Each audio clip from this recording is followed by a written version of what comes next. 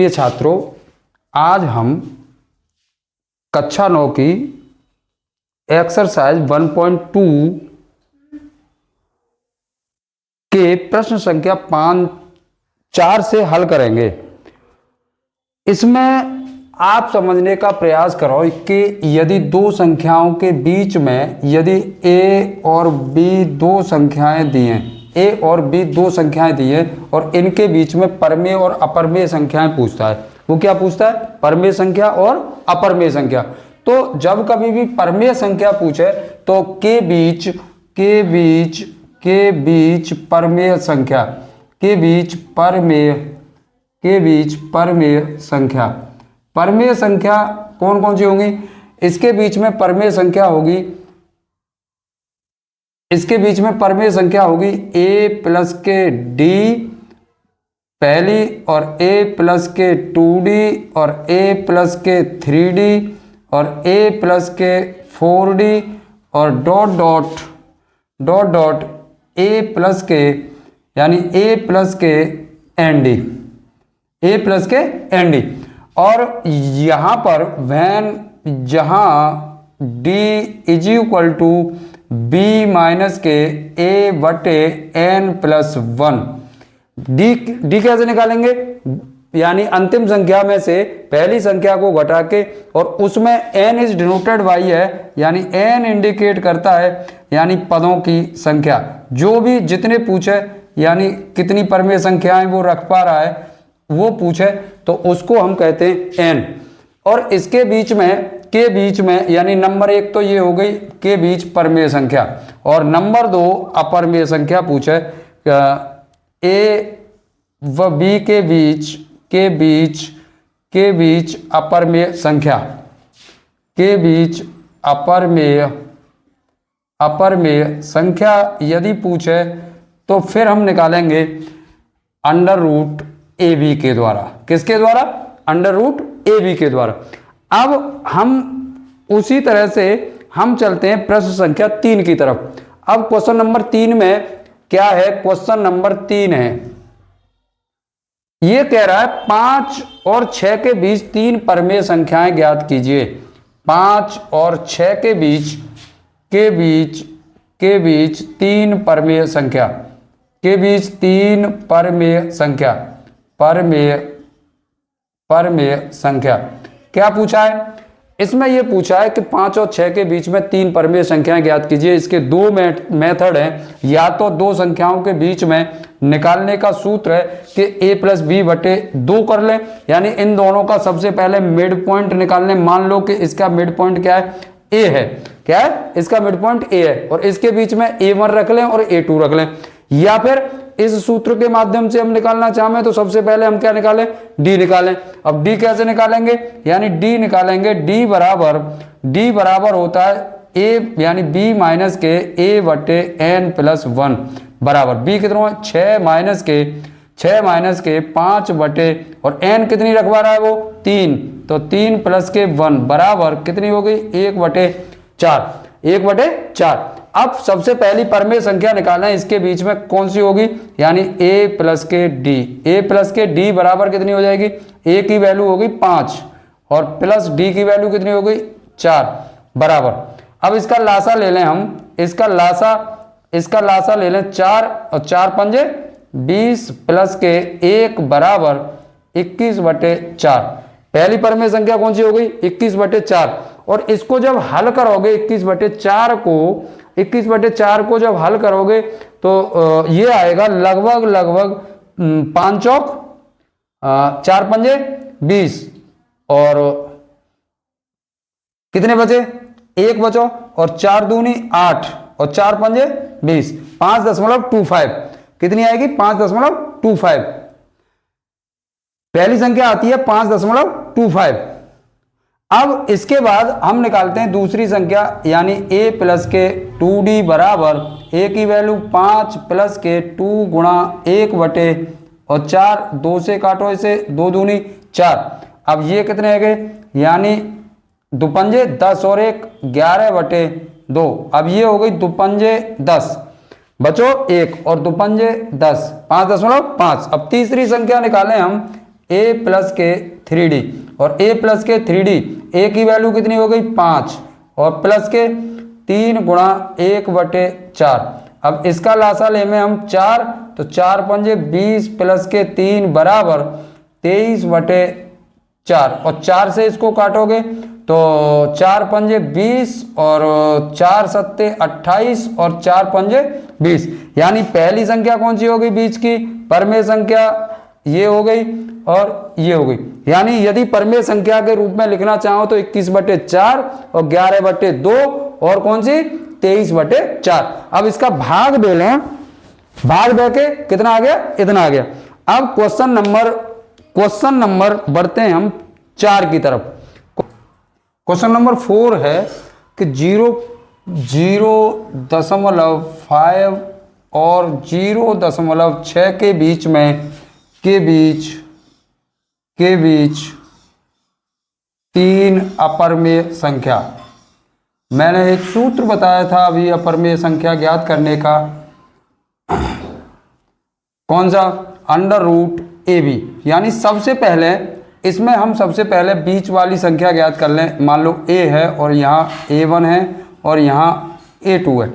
3 अपरमेय संख्या पूछिए और 3 अपरमेय संख्या ज्ञात करने के लिए सबसे पहले इन दोनों के बीच की कौन सी संख्या ज्ञात कर लें, यानी a बराबर ज्ञात कर लें √AB के द्वारा। और √AB में a की वैल्यू कितनी है 0.5 गुणा 0.6 बराबर 0.3 और जिसका वर्गमूल आएगा यानी 0.5 477 2255 इसके बाद में हम दूसरी इसके बीच की यानी a और 0.5 के बीच की संख्या a1 ज्ञात करें तो a1 बराबर होगी अंडर रूट में 0.5 गुणा। अब इसमें से हम मान लें कि 0.7 के बाद में एक अंक बढ़ा दें तो 0.55 मान लें हम 0.55 है और इसका गुणनफल होगा 0.275 और इसका वर्गमूल होगा, जब इसका हम वर्गमूल निकालेंगे तो 0.524 यानी लगभग इतना होगा।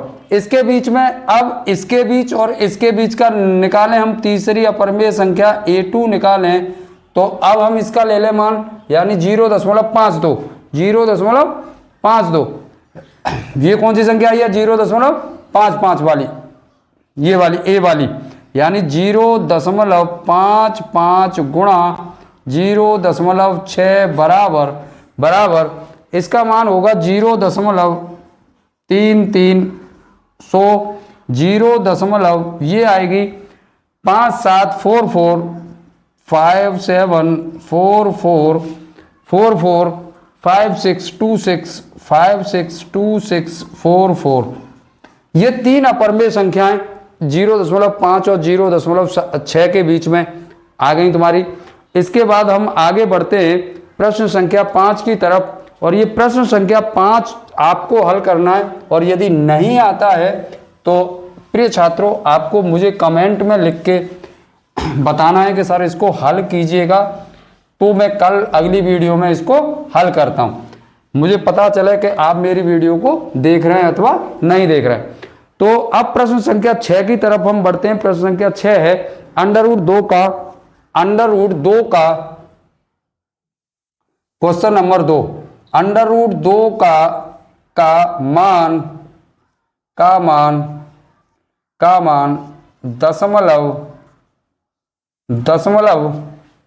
दशमलव के 2 स्थान तक दशमलव के 2 स्थान तक मान निकालना है इसका। अब देखो वर्गमूल कैसे निकालते हैं मैं आपको बताऊं, पीछे मैंने पिछले सवाल में, नेक्स्ट सवाल में मैंने उसको मैंने आपको एक पहले कैलकुलेट करके मैंने बता दिया मोबाइल से, लेकिन इसको आपको मैं बताता हूं कि वर्गमूल कैसे निकालते हैं। अब √2 का वर्गमूल निकालो, √2 का। अब हमारे पास कितना होगा √2 का वर्गमूल?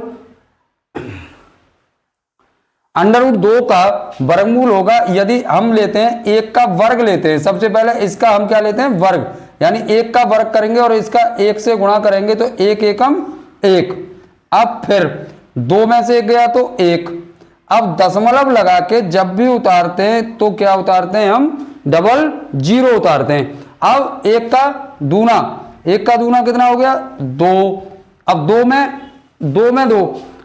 2 इसका 2 में 2 इसका 4 से दे में 2 में 4 से, तो अब 4 से यहां दे दिया और 4 से यहां दे दिया, तो 4 चौक 16 और 4 दूनी 8 और 1 9, 96। कितने बचे? 4। कितने बचे?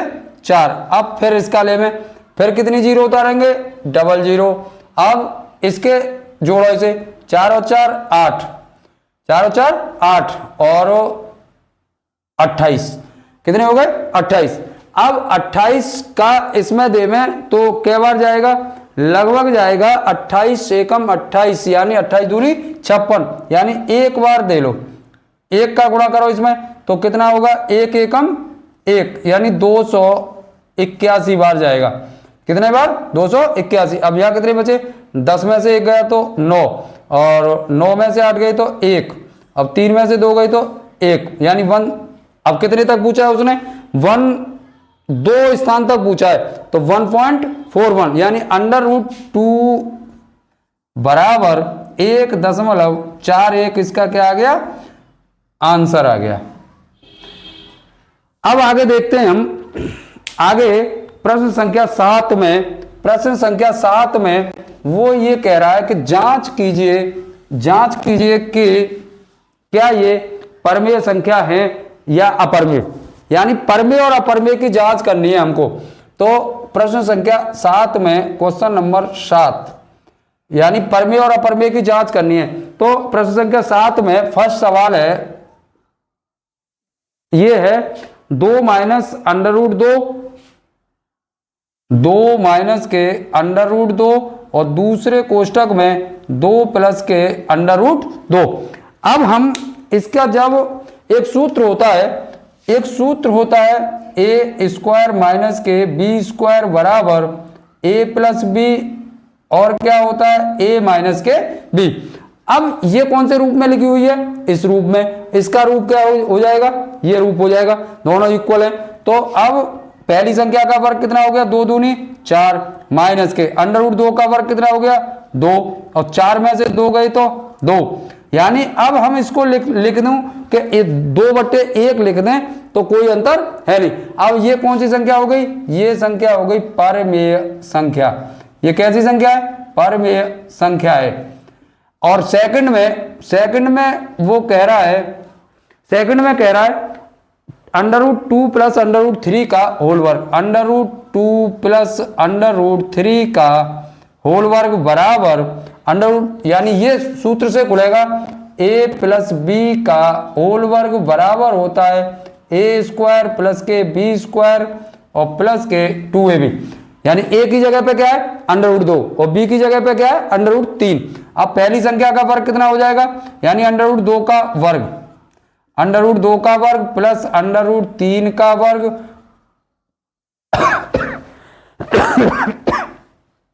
प्लस 2ab, यानी √2 इंटू √3। अब ये कितना हो जाएगा? √2 का वर्ग 2, √3 का वर्ग 3, प्लस और ये कितना हो जाएगा? 2 और इसका गुणा करें तो √6, 3 दूनी 6 बराबर और 5 प्लस के 2 √6। जब वर्गमूल में ये संख्या जोड़ गई एक संख्या के साथ, नेचुरल नंबर के साथ में, तो ये कैसी संख्या हो गई? अपरमेय संख्या हो गई। अपरमेय, ये कैसी संख्या है? अपरमेय संख्या है। अब तीसरा सवाल है इसका, तीसरा सवाल है थर्ड। इसका थर्ड सवाल है इसका 6/3√2, 6/3√2। अब देखो इसको हम क्या करें, √2 का ऊपर गुणा और √2 का नीचे गुणा। अब ये कितना हो गया, बराबर, ये कितना हो जाएगा 6√2 और बटे √2 का गुणा √2 से करें तो कितना होगा 2, और 2 का गुणा कैसे करें 3 से, तो 3 दूनी 6, 6 से 6 कट गया, बराबर √2। और √2 कैसी संख्या है, एक अपरमेय संख्या है, तो ये कैसी संख्या हो गई, अपरमेय संख्या। कौन सी संख्या हो गई है, अपरमेय संख्या। तीनों पार्ट इसके हल हो गए। अब बढ़ते हैं प्रश्न संख्या 8 की तरफ। प्रश्न संख्या 8 की तरफ, प्रश्न संख्या 8 में कह रहा है प्रिय छात्रों कि ये हमें जांच करनी है, कारण बताना है कि इसका एक ये अपरमेय संख्या है। प्रश्न संख्या 8, क्वेश्चन नंबर 8, कारण सहित बताइए कि किसी संख्या p के लिए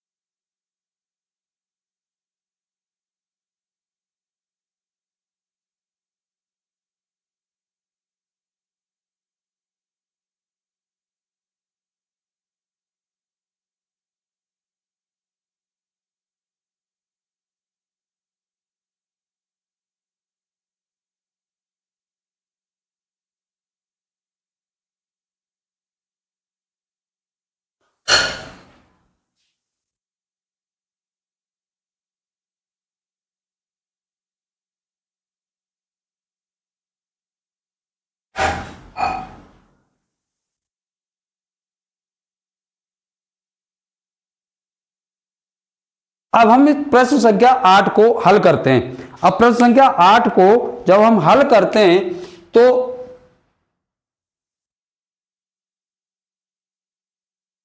ये कह रहा है यानी 3 + √p एक अपरमेय संख्या है, यहां p कैसी संख्या है, यानी जहां पर p एक अभाज्य संख्या है। p कैसी संख्या है, अभाज्य संख्या है। p कैसी संख्या है, एक अभाज्य संख्या है। जबकि जब p अभाज्य संख्या का मतलब हो गया कि ये संख्या मान लो कि 7 है, 3 है, 3 7, यानी 3 7 आगे है 11, 13, 17, यानी इसका मतलब ये हुआ कि इस संख्या का वर्गमूल ये संख्या पूर्ण वर्ग संख्या नहीं है। और जब ये पूर्ण वर्ग संख्या नहीं है यानी इसका मतलब ये हुआ कि √p is not is equal to यानी पूर्ण वर्ग संख्या, पूर्ण वर्ग संख्या। और जब ये पूर्ण वर्ग संख्या नहीं है तो इसका वर्गमूल नहीं लिया जा सकता है। इसका मतलब ये हुआ कि ये क्या हो गई, 3 + √1 कैसी हो गई, अपरमेय संख्या। इसीलिए 3 + √p कैसी संख्या हो गई, एक अपरमेय संख्या होगी, अपरमेय संख्या होगी। यही उसने हमसे क्या करवाया था, सिद्ध करवाया था। प्रश्न संख्या 9, प्रश्न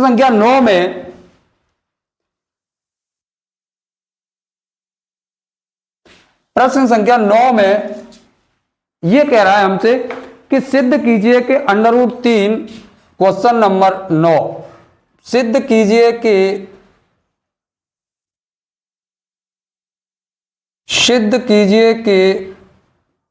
√3 माइनस के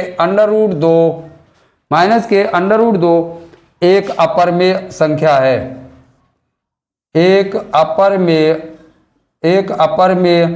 संख्या है, एक अपरमेय संख्या है। इसका जब हम हल करते हैं एक नियम होता है कि किसी भी अपरमेय संख्या से यदि अपरमेय संख्या को घटाया जाए, यदि किसी अपरमेय संख्या से अपरमेय संख्या को घटाया जाए तो एक अपरमेय संख्या ही प्राप्त होती है। यानी किसी अपरमेय संख्या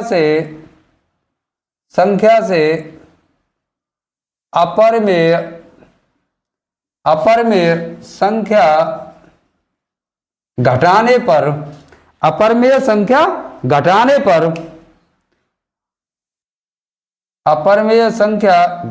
पर एक अपरमेय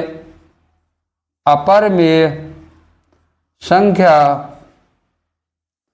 प्राप्त होती है। जब एक अपरमेय संख्या प्राप्त होगी तो ये कैसी संख्या होगी, इसीलिए √2 √3 माइनस के √2 एक कैसी संख्या होगी, एक अपरमेय संख्या होगी, एक अपरमेय संख्या होगी। प्रिय छात्रों, ये आपकी एक्सरसाइज 1.2 खत्म है। अब इसके बाद में मैं नेक्स्ट वीडियो में, नेक्स्ट क्लास में मैं आपको घातांक पढ़ाऊंगा। घातांक अगला चैप्टर शायद घातांक है।